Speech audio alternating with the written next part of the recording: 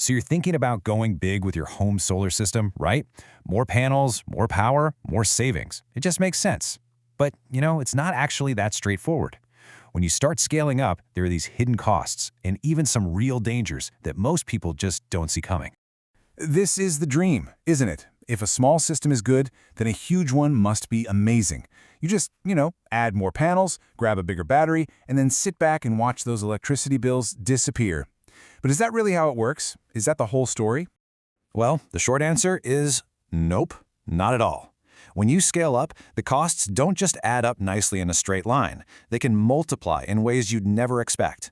And I'm not just talking about the sticker price of the hardware. We're talking about efficiency losses, your gear failing way too early, and some pretty serious safety risks that can quietly empty your wallet and, honestly, put your whole investment at risk. Okay, so first on our list of hidden costs is the brain of your entire operation, the inverter. This is the gadget that takes all that DC power from your solar panels and turns it into the AC power that everything in your house actually uses. And here's the thing. When you get a bigger one, it comes with this secret little expense that's running 24/7. And that secret expense has a name. It's called idle draw. The best way to think about it is like a constant tiny energy leak. Just by being turned on, doing nothing, with no lights on in the house, your inverter is constantly sipping power from your batteries. All day, all night. And the bigger that inverter is, the bigger the sip it takes. It's this ongoing cost that can seriously add up, silently eating away at the very energy you were trying to save in the first place. So how do you keep from buying an oversized, power-hungry inverter?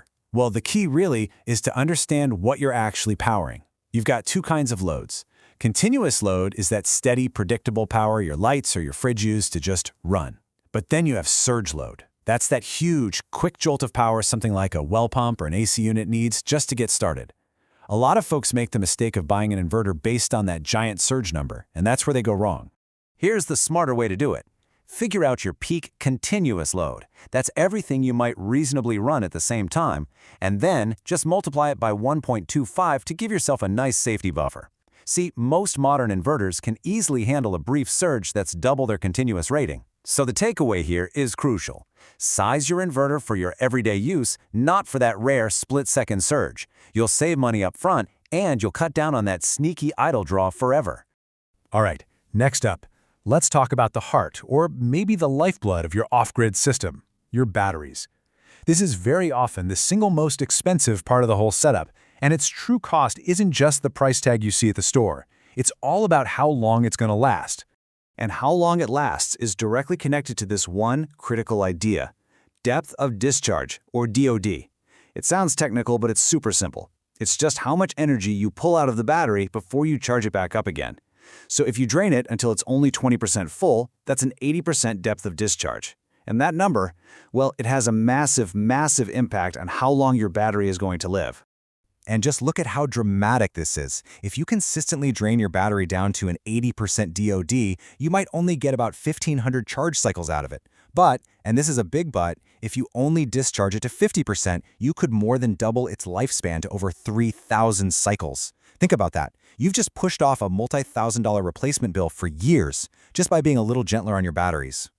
Now, of course, depth of discharge is just one part of the puzzle. You also have to think about C-rate, that's how fast you're charging and discharging, and using the right charge profiles for your exact battery type.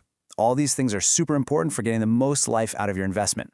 And with bigger battery banks, getting these details right becomes even more critical. Okay, we've talked about the hidden costs that hit your wallet. Now let's switch gears and talk about the hidden danger. And it's not the panels, it's not the inverter, and it's not the batteries. It's the one thing that ties them all together, and it's the component that gets overlooked more than any other in DIY systems: the wiring. So let me just ask you straight up. When you start adding more panels, pushing more power through your system, what do you think is the single biggest safety risk? It's something you literally can't see, but its effects, they can be absolutely devastating. The answer is voltage drop. You can think of it like water pressure in a hose. As electricity travels down a wire, it loses a little bit of its electrical pressure, which is its voltage. Now, with a bigger system, you're pushing higher currents, often through longer cables, and that makes voltage drop a much, much bigger and more dangerous problem. And this isn't just some vague idea, it's straight-up physics. The voltage drop you'll get is a product of the current, that's I, flowing through the wire, the wire's own internal resistance, R, and of course its length, L. If you increase any one of those things, which is exactly what happens when you scale up a solar system, the voltage drop gets worse. It has to. So what, right? Who cares about a few lost volts? Well, here's why it matters.